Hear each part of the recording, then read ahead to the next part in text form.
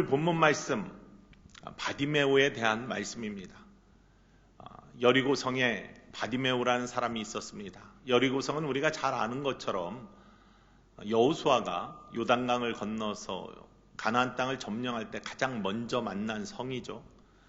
든든한 성이었지만 그곳을 하루에 한 번씩 마지막 날 7번 들고 소리 지를 때 하나님께서 무너지게 만들어주신 바로 그곳 여리고성. 그러나 그곳은 굉장히 좋은 땅입니다.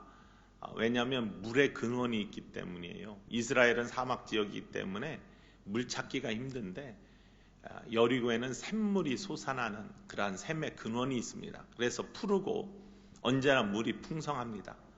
성지에 가보면 삭개오 나무라는 그러한 뽕나무가 있는 바로 옆쪽에 물이 흐르고 있는 그러한 시내가 있는데 그곳에 올라가면 물을 저장해 놓는 저장소가 있습니다. 예전부터 끊어지지 않고 지금까지 이어지는, 예수님 시대부터 지금까지 이어지는 그런 물의 근원입니다. 그렇기 때문에 여리고는 언제나 풍성하고 많은 사람들이 그곳에서 지냈던 곳입니다. 이곳에 바디메오라는 사람이 있었는데 그는 불행하게도 앞을 보지 못하는 맹인이었고 그렇기 때문에 구걸하면서 살 수밖에 없는 구걸자의 삶, 거지였었습니다. 그런데 그의 삶 속에서 그렇기 때문에 하루하루의 끼니를 어떻게 먹고 살까? 오늘은 누가 나에게 돈을 좀 줄까라는 기대 속에서 삶의 연명을 위해서 살아가던 그에게 복음이 들렸습니다.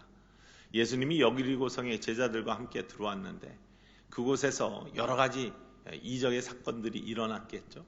그런 사건을 전해 들은 바디메오가 예수님께 나아가면 나에게도 이런 일이 생길 수 있겠구나 라는 소망을 가지고 마침내 예수님이 지나가시는 소리를 듣고 예수님께 크게 소리 지르고 결국에는 예수님께 나아가서 예수님을 만나고 예수님께서 눈을 뜨게 만들어 주시는 이적을 체험하면서 예수님 길 위에 함께 서 있는 모습으로 오늘 본문 말씀이 끝납니다.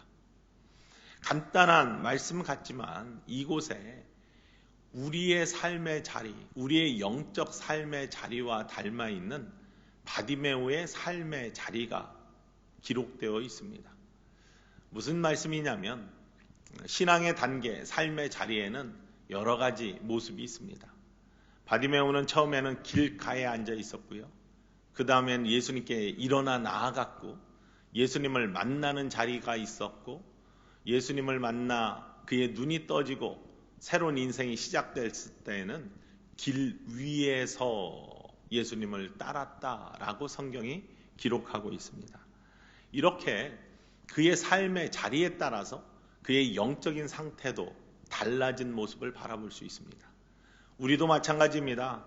지금 우리가 삶의 자리가 어디에 있는지, 우리의 영적인 자리가 어디에 있는지 오늘 본문 말씀의 모습을 통해서 한번 우리의 삶을 돌아보기를 원합니다. 영적 상태를 진단해 보기를 원합니다. 맨 처음에 바디메오의 삶의 자리는 길가에 앉아 있었던 바디메오입니다. 그는 맹인이었고 거지였기 때문에 길 위에 다닐 수가 없고 길가에 앉아서 구걸하는 삶을 살았습니다. 46절 마지막에 보면 길가에 앉았다가 라는 말씀으로 그의 삶의 자리를 이야기하고 있습니다. 주변인이었다는 말씀이죠. 그가 삶의 자리 안으로 들어오지 못하고 많은 사람 안에, 대중 안에 들어오지 못하고 언제나 주변을 맴도는 사람이었다는 것을 의미합니다. 주변을 맴돌기만 한 것이 아니라 언제나 소외된 인생을 살았습니다. 그러면서 오늘 하루의 삶을 어떻게 살아나갈까? 나의 먹는 문제를 어떻게 해결할까? 라는 그러한 것으로 모든 관심이 집중되었습니다. 사실 이 예수님 시대에는 신체에 부자유함이 있는 사람, 장애가 있는 사람들을 대부분의 유대인들이 죄 때문에 그렇다라고 믿었었습니다. 물론 예수님께서는 성경에서 많은 문제들이 죄로 말미암아 나타난다라고 말씀도 하셨지만 그것이 전부는 아니었습니다. 죄가 우리에게 고통을 주고 문제를 만들어내는 것은 사실입니다. 그래서 죄의 문제가 해결될 때, 영적인 문제가 해결될 때 인생의 문제, 또 삶의 문제도 풀어지는 그러한 경우를 우리가 만납니다. 그렇지만 모든 죄의 문제로 말미암아 인생의 문제가 꼬여지는 것만은 아닙니다. 우리에게 닥치는 환난과 고통의 문제가 죄 때문만은 아니라고 성경이 이야기하고 있습니다. 우리가 이미 살펴본 요한복음에 나면서부터 맹인된 자, 예수님께서 누구의 죄 때문에, 제자들이 묻습니다. 누구의 죄 때문에 이 사람이 이렇게 맹인이 되었습니까? 부모의 죄입니까? 이 사람의 죄입니까? 할 때 그런 죄 때문이 아니다. 하나님의 영광을 드러내기 위해서 맹인이 된 것이다 하고 그의 눈을 고쳐줍니다. 뿐만 아니라 우리의 신앙의 연단을 위해서 하나님께서 때로 고통을 주신다. 그래서 연단을 이기는 능력 가운데 정금처럼 불순물이 빠져나가고 순수한 금처럼 우리의 인생을 단련시키고 하나님께 집중하기 위해서 우리에게 고난의 연단을 주신다. 성경 그렇게 증언하기도 합니다. 욥처럼 이유를 알 수 없는, 인생의 머리로는 헤아릴 수 없는 그러한 고난도 주시기도 합니다. 때로는 사단이 도전해 올 때 나는 저 친구를 믿어. 네가 아무리 공격해도 흔들리지 않을 거야. 우리를 믿기 때문에 하나님의 자존심, 그걸 지켜주실 수 있는 믿음이 있기 때문에 때로는 우리를 사단에게 내어주시기도 하는 창조주이시니까요. 그러한 고난을 당하기도 합니다. 욥의 고난이 그런 것이죠. 이렇게 고난의 이유는 다양하지만 맹인이었고 거지였던 바디메오가 어떤 이유 때문에 그러한 고난을 당하는지는 성경에 기록되어 있지 않고 또한 자세히 설명하고 있지 않지만 그는 많은 사람들이 수군거리는 분명히 죄 때문에 저렇게 됐을 거야 라는 것을 듣고서 듣기가 싫었겠죠. 귀를 닫아버립니다. 근본적인 문제에 대해서 귀를 닫아버리고 그걸 생각지 않고 어떻게 하면 오늘 내가 살아남을까? 어떻게 하면 내가 오늘 먹고 살까? 이 문제에 집중하기 시작합니다. 그런데 한 가지 대단한 것이 있습니다. 성경에는요, 웬만하면은 아버지 이름이나 본인의 이름들 이런 것들이 잘 등장하지 않습니다. 나면서부터 소경된 자도 이름이 나오지 않죠. 실로암이란 지명은 나오지만 이름은 나오지 않습니다. 마태복음 9장 요즘 새벽기도에 읽은 맹인 두 사람 이름이 등장하지 않습니다.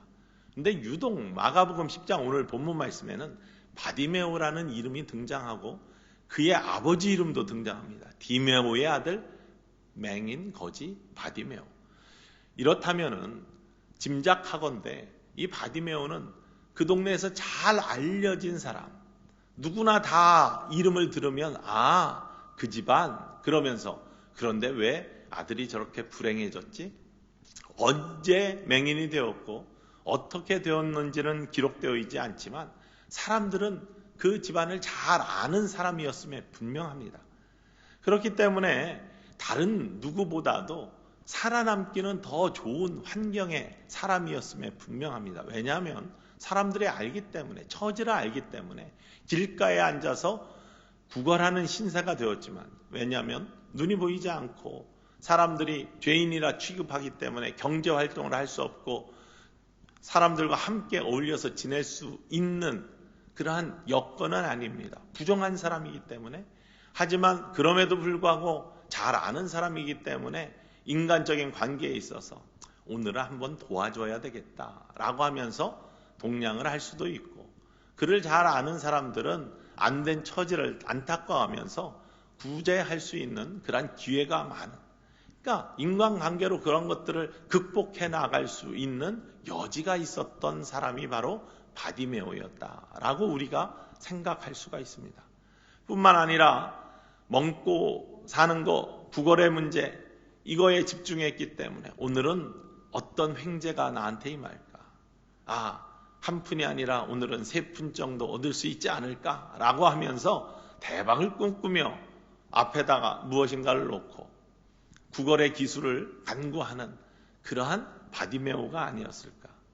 길가에 앉아있다라는 것은요, 인생의 본질적인 문제를 눈 감아버리고 뒤로 하고 지금 시급한 문제를 해결하기 위해서, 먹고 사는 문제를 해결하기 위해서 최선을 다하는 모습, 이것을 길가에 앉아있는 바디메오의 모습이라 할 수 있습니다.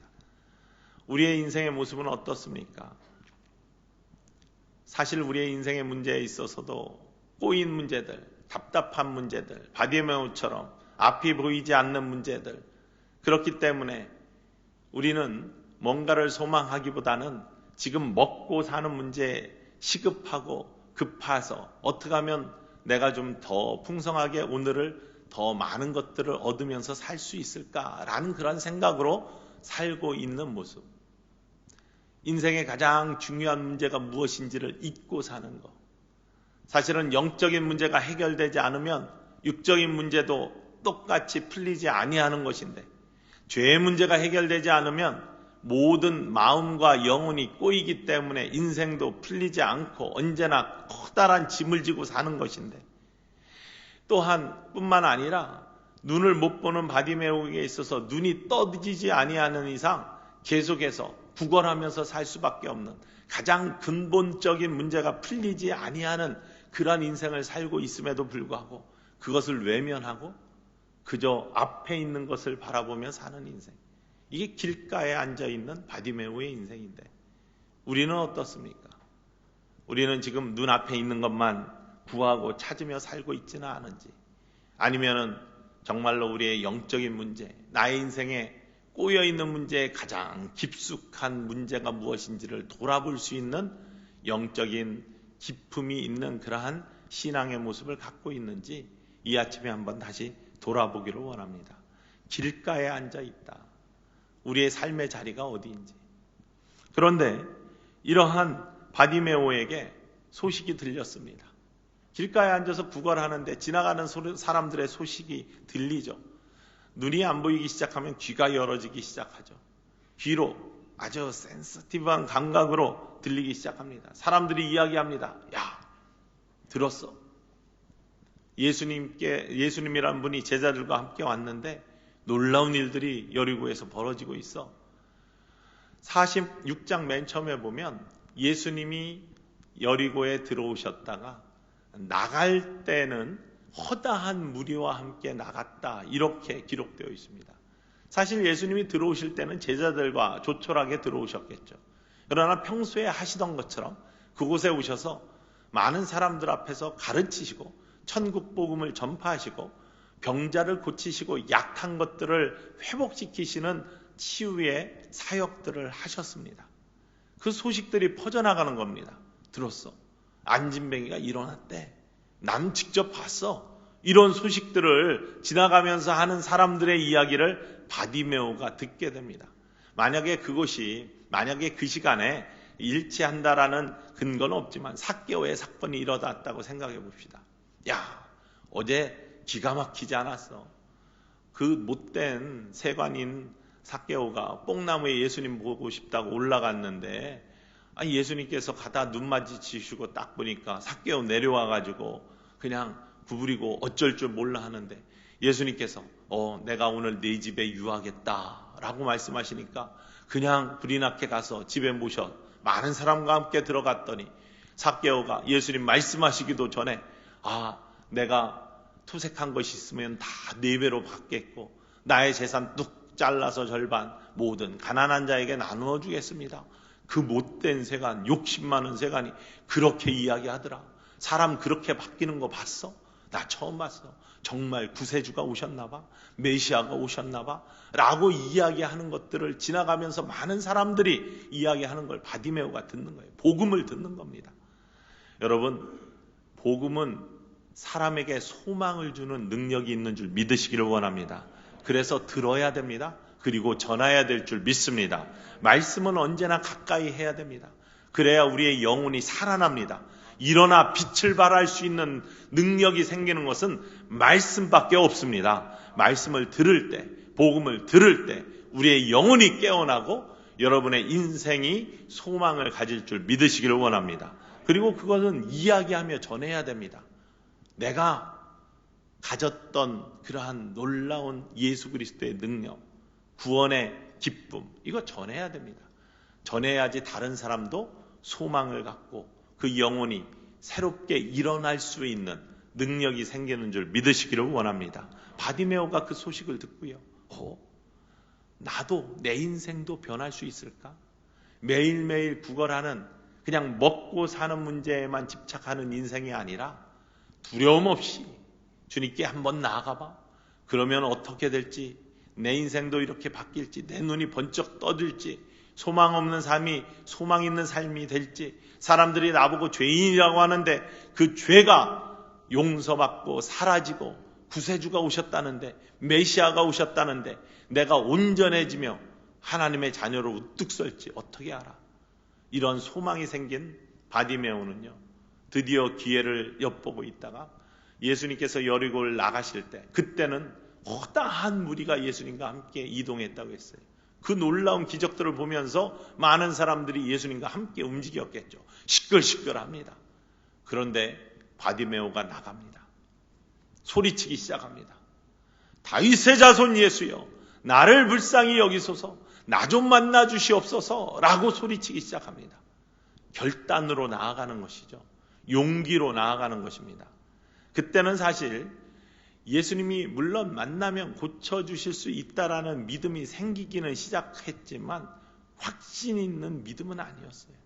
그냥 내가 한번 나가보자. 용기와 결단, 의지가 있어야 됩니다. 주님께 나아오는 것은 의지가 있어야 나아갈 수 있습니다. 다른 모든 것들을 이기고 나갈 수 있는 의지. 만약에 의지가 없었더라면, 바디메오에게 용기가 없었더라면 그렇게 세게 외칠 수가 없습니다. 왜냐하면 죄인 취급받고 많은 사람들이 멸시하는 사람이었기 때문에 당당하게 예수님을 향해 소리치는 것조차도 감당할 수 없는 인생이었습니다. 그런데 어디에서 용기가 났는지, 그 믿음이 생기기 시작하니까 다윗의 자손 예수여, 나를 불쌍히 여기소서 하고 주님 들으라고 외치기 시작합니다. 만약에요, 이런 간절함과 의지가 없었으면 소리가 나오지 않죠.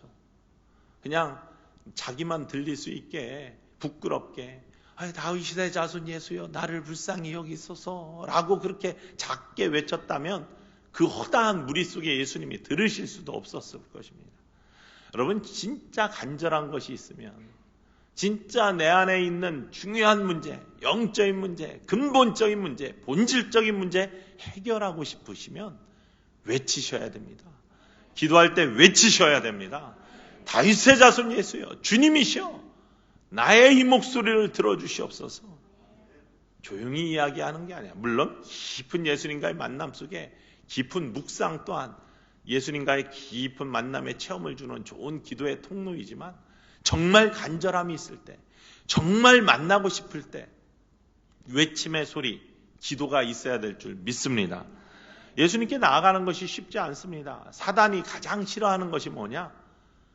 예수님 만나는 거예요. 예수님 잘 믿는 거예요. 세상에 놔두면 타락하고 가만 놔둬도 사단이 신경 안 써도 알아가지고 죄 속에서 뒹구는 사람들, 사단은 신경 쓰지 않습니다. 하지만 그런 사람들이 변해서 나도 예수님께 한번 나아가 볼까? 예수님 만나면 내 인생이 변할 수 있을까? 이런 마음 가지고 예수님께 나아가는 사람들 사단 싫어하죠. 가장 경계합니다. 그래서 방해하기 시작합니다. 오늘 말씀에도 잠잠하라 라고 이야기하면서 48절 말씀입니다. 많은 사람이 꾸짖어 잠잠하라 하되 라고 나와 있어요. 잠잠하라고 합니다. 예수님께 나아가는 것 무시하면서 잠잠하라고 합니다. 이때 바디메오의 태도입니다. 그가 더욱 크게 소리질러 이르되 다윗의 자손이여, 나를 불쌍히 여기소서 하는지라. 더 크게 소리질러, 더 크게 예수님께 나아가고 싶은 간절한 마음으로 방해를 이기고, 사단의 방해를 이기고 예수님께 나아가는 놀라운 모습들, 이것 또한 믿음의 모습이죠. 바로 이러한 믿음의 모습을 예수님께서 바라보시는 것이, 끈질긴 신앙이 필요합니다. 조금 기도하다가 포기하는 것이 아니라 정말로 예수님, 나를 만나 주셔야 됩니다. 내 인생의 이 근본적인 문제 해결해 주시지 아니하시면 안 됩니다. 내 인생의 이 영적인 문제가 모든 것들을 망가뜨리고 있는데 이 영적인 문제 해결해 주셔야 됩니다. 본질의 문제, 외적인 문제가 아니라 가장 깊은 본질의 문제, 예수님 만져주셔야 됩니다. 이런 고백과 함께 예수님께 나아가고자 하는 열망, 이것이 바로 믿음의 모습입니다. 그러면서 50절에 보면은 예수님께서 그 소리를 들으시고 제자들을 통해 오게 합니다. 제자들이 가가지고 안심해, 주가 너를 부르셔 라고 이야기할 때 50절에 맹인이 겉옷을 내버리고 뛰어 일어나 예수께 나아오거늘 이라고 되어 있습니다. 겉옷을 내버리고 뛰어서 일어나, 길가에 앉아있기만 하던 사람이 일어났습니다. 일어나 빛을 발하라 이렇게 이야기하죠. 예수님이 부르심의 소리를 부를 때 우리는 일어날 수 있습니다. 뛰어 일어나야 됩니다. 그리고 겉옷을 내버리고 예수님께 나아갔다고 했습니다. 저는 이 본문을 맨 처음에 깊게 묵상할 때 이것이 가장 의문점이었습니다. 아니, 거지가 겉옷을 내버리고 예수님께 나아갔다고 하는데 거지의 겉옷이 무슨 의미가 있길래 성경에 이렇게 기록되어 있을까? 아니, 거지 겉옷, 누더기, 좋지도 않은 겉옷, 이거 내버린 게 무슨 의미가 있어? 성경이 그렇게 자세히 묘사하고 있을까? 그런데요, 제가 사막의 기후에서 살아보니까 캘리포니아에 10년 살았는데 지중해 연안과 똑같은 날씨죠. 이곳에 가장 홈리스들 사역도 많이 했는데 그곳에 가장 중요한 건 뭐냐? 그곳의 거지들이 가장 중요하게 생각하는 것이 뭐냐? 일교차가 크니까 낮에는 따뜻해도 밤에는 춥습니다. 영하로 떨어지지 않는데도 저체온증으로 죽는 사람들이 생겨요. 기온차 때문입니다. 날씨가 굉장히 이렇게 기온차가 심하기 때문에. 그래서 이들이 가장 중요하게 생각하는 거, 홈리스들이 가지고 다니는 가장 중요한 것 중에 하나가 두꺼운 외투와 침낭입니다. 많은 사람들이 이제 구제품으로 그런 것들을 나누어 주는데 정말 좋은 외투와 침낭들을 꼭 가지고 다닙니다. 어디에서든지 밖에서 자건 안에서 자건 뜨뜻하게 잘 수 있게끔 그들이 준비하는 거예요. 다시 말하면 거지의 겉옷은, 바디메오의 겉옷은 누더기일지라도 그의 생명을 지켜주는 겁니다. 생명과 같은 거예요. 추울 때 밤에 그의 생명을 지켜주는 그러한 모습, 그 중요한 것, 그것을 내버리고 예수님께 뛰어 일어나 나갔다는 겁니다. 생명과 같은 것을 버릴 수 있는 것. 저는 이 본문을 읽을 때 예수님께서 물론 소리를 지르고 예수님께 나오고 싶다라는 것이 믿음이긴 할 테지만 저 모습만 보고 예수님이 마지막에 내게 무엇을 하여 주기를 원하느냐? 내가 보기를 원합니다. 이럴 때 내 믿음이 너를 구원하였다 이렇게 말씀하셨는데 도대체 무엇을 보고 내 믿음이 너를 구원하였다 이렇게 말씀하셨을까? 굉장히 깊게 고민하고 묵상하고 생각해 봤습니다. 그런데 바로 그 해답이 여기에 있었어요. 겉옷을 내버리는 모습을 예수님이 보신 겁니다. 생명과 같은 것을 버리고 예수님께 먼저 달려가는 것. 아무도 생명과 같은 거 내버리려고 하지 않습니다. 예수님이 부르셔도요, 주섬주섬 그거 입고 챙기고 나가는 것이 우리들의 일반적인 모습입니다. 그러나 바디메오는요, 자기의 생명 같은 겉옷을, 그것을 벗어버리고 내버리고 그게 거추장스럽다. 예수님께 나아갈 때 빨리 가야 된다. 급히 가서 예수님 만나는 게 우선이다. 예수님이 우선이지 겉옷이 우선이 아니다 라고 하면서 예수님께 달려갔다는 것입니다. 제가 섬기던 교회에 거의 우리 교회처럼 40년 됐는데 초창기에 창립부터 시작해서 교회를 섬긴 지금 37년생이시니까 80이 넘으신 백권사님이라는 분이 계십니다. 이분은 얼마나 교회를 사랑하시고 교회가 완전히 친정이고 교회가 삶의 그러한 터전이고 교회 아니면 못 사시는 그러한 분이에요. 창립부터 시작해서 지금도 80이 훨씬 넘으셨는데도 부엌에 들어와서 일하시고 하는 거 있으면 다 참견하세요. 그런데 중요한 것은 이분이 한 20여 년 전에 이렇게 몸에 문제들이 생기기 시작했습니다.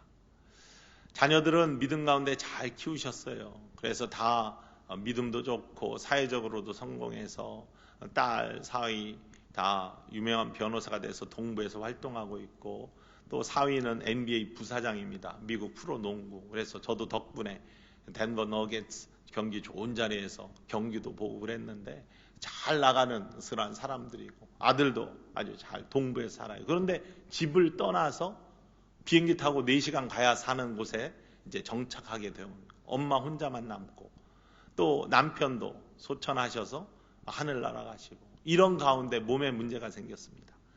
이 엉덩이 뼈가 부러지는 그런 골절에 그런 고통을 당하시고, 그런 와중에 하트어택이 왔어요.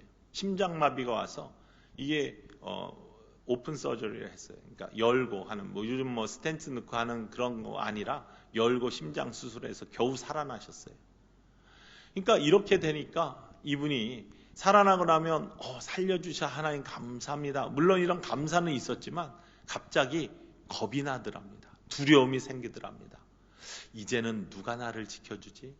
남편도 떠났고 아이들도 떠났고, 물론 교회가 섬기고 함께 잘 케어를 하긴 하지만, 그럼에도 불구하고 이젠 누가 나를 지켜줄까? 예수님이 있긴 있는데 그동안 그러한 삶을 살아왔는데 그게 뒤로 쓱 물러가더니 돈을 좀 모아야 되겠다, 이런 생각이 나시더랍니다. 미국에서는 텍스 문제 때문에 현금화하기가 굉장히 힘듭니다. 그런데 현금을 될 수 있는 한 가장 많이 모아가지고 침대 밑에다가 쫙쫙 깔기 시작하셨대요. 그래서 15,000불, 미국에서 15,000불 캐시 만드는 거 보통 일이 아닙니다. 아마 이 방송 보고 누가 조사하면 큰일 나는데, 15,000불을 침대 밑에다 딱 깔아놓고서 거기에 딱 누우면은 얼마나 마음이 든든한지 알 수 없다. 이게 참 나를 지켜주겠구나. 어떤 일이 생겨도 요게 나를 지켜주겠구나. 예수님이 쑥 뒤로 물러가고 이 돈이 주인이 돼버린 거예요. 그래서 몇 년을 사신 거예요. 그러면서 누울 때마다 편안하시더래요. 누울 때마다 안심이 되더래요. 그러면서 지내시다가 제가 이제 그 교회 가고, 그래서 특별 새벽 기도를 하던 어느 해 그분이 이 비슷한 그러한 설교 말씀 들은 다음 날 새벽에, 제가 다 새벽 기도 끝나고 사무실에 들어와 있는데 갑자기 똑똑 하더니 권사님이 들어오세요.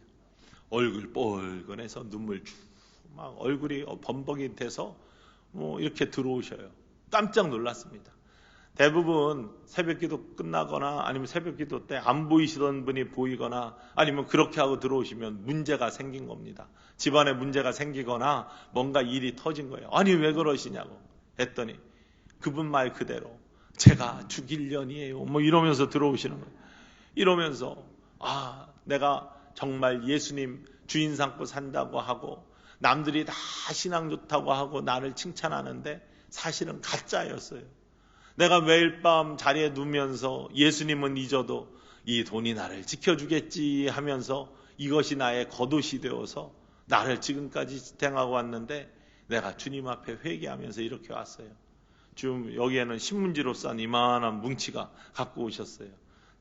침대 밑에 있던 돈을 갖고 오는데 왜 신문지로 싸는지는 잘 모르겠지만 그거 갖고 오셨어요. 이거 주님 앞에 돌려드리기 원해요. 내 겉옷을 벗어버리기 원합니다 하면서 고백하는데 얼마나 가슴에 감동이 되는지 그분 함께 울면서 간절하게 기도해드리고 제단에 그 헌금을 올렸죠. 물론 그분은 그렇게 목사님 이 성전에 지금 뭔가 프로젝트를 하고 있는데 제가 이 겉옷 벗어버린 거 가지고 성전을 위해서 써줬으면 좋겠습니다. 그때 마침 우리 교회 그 음향 시스템을 새롭게 하기 위한 정말 많은 공사들을 했는데 새롭게 하는 그런 공사를 하는데 돈이 굉장히 많이 들어서 이제 그런 것들을 기획하고 있었습니다. 근데 이것이 종잣돈이 되었으면 좋겠습니다. 시드 머니가 됐으면 좋겠습니다 하면서 헌금을 하셨어요. 사실 교회 안에 있는 이러한 성구들은요 다 성도님들이 이렇게 도네이션 하셔서 이루어지는 것이 대부분의 교회들의 모습입니다. 저는 지금도 생각하면 피아노는 노금목 권사님, 신디사이저는 권순자 권사님, 또 이렇게 교회 자물쇠는 김덕경 원사님, 지금도 다 생각나거든요. 십자가는 이미자 장로님, 이렇게 다 저거 악기 세트는 우묘령 집사님. 지금도 교회 안에 내부를 이렇게 생각할 때마다 저건 누가 하셨다? 그리고 기도가 나오고. 이분이 그렇게 말씀하셔서 음향을 바꾸는 놀라운 계기가 됐어요. 근데 그 다음날 문제는 제단에서 기도하고 있는데 옆으로 와서 목사님 하고 불러요. 또 울면서 오셨어요. 야, 이거 어제 헌금한 거 돌려달라고 오셨나? 마음속에. 그러면서 갔더니 또 하나를 짓고 오셨어요. 침대 밑에 얼마 깔아놓았다고 했어요? 15,000불 깔아놓았다 했어요. 어제 헌금한 게 10,000불이었어요. 10,000불. 5,000불은 쓱 띄려고 하셨었는데 하루 종일 생각해보니까 아나니아 삽비라만 생각나더래요. 아나니아 삽비라는 밭을 팔아서 하나님께 드린다고 사도들에게 갖고 왔는데 슬쩍 뛰었다가 다 죽은 사람들이잖아요. 그러니까 그것만 생각나서 도저히 안 되겠더래. 그래서 5,000불 더 갖고 오셔가지고 완전하게 겉옷을 벗어버리고, 그 다음에 그분이 얼마나 하나님께 축복받은지 아십니까? 이 심장에 문제가 있었잖아요. 또 혈관 2개가 99%가 막혀 있었는데 증상도 모르고 그냥 계셨는데 정기검진 갔다가 그게 발견돼서 급하게 스텐트 넣는 시술을 하시고 다시 회복되시고, 뿐만 아니라 다른 문제들도 지금까지 잘 하나님께서 인도하시는 인도함 가운데 80이 넘으셔서도 여전히 부엌에 들어와서 일하시고 건강하게 모든 일을 감당하시는, 그럼에도 불구하고 건강의 축복을 받으시고 교회를 섬기실 수 있는 하나님의 은혜를 받는 그런 모습을 보고 제가 이곳에 왔어요. 여러분, 겉옷을 벗어버리고 주님께 뛰어가는 믿음, 그것이 내 믿음이 너를 구원하였다 라고 하시는 예수님의 선포가 되는 줄 믿으시기를 원합니다. 여러분, 붙들고 있는 것이 무엇입니까? 예수님께 뛰어가야 되는데 나를 주저하게 만드는 것이 무엇입니까? 그것을 벗어버릴 때, 그것을 놓고 예수님께 나아갈 때 그것보다 더 귀한 것, 그것보다 더 나은 것을 예수님께서 예배해 놓으시고, 가장 인생의 근본적인 문제가 해결될 때, 풀리지 아니하는 첫 단추가 풀어질 때 여러분의 인생의 모습들은 더 복되고 아름다워지는 축복의 삶을 사는 것을 믿으시기를 원합니다. 그 다음의 모습이 무엇인지 아십니까? 그 다음의 모습은요, 길 위에서입니다. 길 위에 바디메오가 서 있습니다. 52절 마지막 말씀 보십시오. 예수께서 이르시되 가라, 내 믿음이 너를 구원하였느니라 하시니 그가 곧 보게 되어 예수를 길에서 따느니라 라고 되어 있습니다. 길에서. 이 말씀은 길 위에서라고, on the way라고 되어 있습니다. 히라보의 말씀을 보면은 세 가지 모습이 나타납니다. 46절의 말씀은 길가에 앉았다가, 마지막에는 길 위에서, 그 중간에는 일어나 예수님께로 나아가 예수님을 만나는 장면, 이 세 가지의 모습이 그의 삶의 자리의 이동을 의미합니다. 여러분들은 삶의 자리가 어디에 있습니까? 여전히 지금 눈앞에 있는 것만 급급한 그러한 길가에 앉아있는 삶을 살고 계십니까? 아니면 정말 겉옷을 벗어버리고 예수님께 뛰어나가는 그러한 예수님을 만나러 가는 도중에 있습니까? 예수님을 만난 자리에 있습니까? 아니면 길 위에 서 있는 바디메오가 이미 되어 계십니까? 길 위에 서 있다는 것은 다른 것이 아닙니다. 길 위에 서게 되면요, 예수님 가는 길을 함께 걸어가는 사람입니다. 예수님 가는 길을 함께 걸어가는 사람은 예수님만 보는 게 아니라 예수님이 보시는 곳을 함께 보는 사람입니다. 많은 사람들이요, 예수님만 바라보고 끝납니다. 예수님, 나 이거 해주세요. 예수님, 나 이렇게 되기를 원합니다. 이 예수님을 바라보는 사람이에요. 우리를 온전케 하시는, 믿음의 주에 우리를 온전케 하시는 예수님 바라보는 것 중요합니다. 그러나 거기에서 끝나면은, 만나고 끝나는 것이 길 위에 설 수 있는 게 아니에요. 길 위에 서서 예수님과 함께 예수님이 가시는 길을 가는 가장 중요한 영적인 사람의 모습은 예수님 앞서 가시니까 예수님 바라볼 수 있고 또한 예수님이 바라보시는 소망을 함께 바라보면서 가는 사람이라는 거예요. 예수님이 바라보시는 곳이 인생의 목적이 되어야 될 줄 믿습니다. 그곳을 함께 걸어가는 인생이 복된 인생입니다. 그 바라보시는 곳을 교회 비전으로 주시고요. 목회자의 비전으로 주시고 교회 리더들의 비전으로 주십니다. 예수님이 원하시는 것, 예수님이 주인 되신 것, 목회자와 교회 지도자들이 함께 바라보며 걸어갈 때 온 성도들이 함께 길 위에 서서 예수님 바라보고 예수님 바라보시는 곳 함께 바라보며 그곳을 걸어가는 것, 이게 바로 소망의 삶이고 믿음의 삶의 모습입니다. 바라기는 우리 천성교회 모든 사랑하는 성도 여러분은 길 위에 서신 인생 되기를 주님의 이름으로 축원을 드립니다. 예수님의 마음이 여러분의 마음이 되시고 예수님의 손길이 여러분의 손길이 되시고 예수님의 발길이 여러분의 발길이 되시고 예수님이 바라보시는 곳이 여러분의 바라보시는 눈길이 되셔서 예수님과 함께 동행하는 인생, 예수님이 바라보시는 곳을 함께 바라보는 길 위에 서 있는 인생, 이 인생이야말로 가장 기가 막힌 축복의 인생 아닙니까? 그저 눈앞에 있는 것만 가지고 추구하다가 꺼져가는 인생이 되는 것이 아니라 예수님 바라보시는 곳 함께 바라보는 아름다운 인생. 그러기 위해서는 반드시 겉옷 벗어버리고 겉옷 내어버리고 예수님께 달려가는 것이 먼저 된 인생, 여러분의 인생길 되기를 주님의 이름으로 간절히 축원을 드립니다.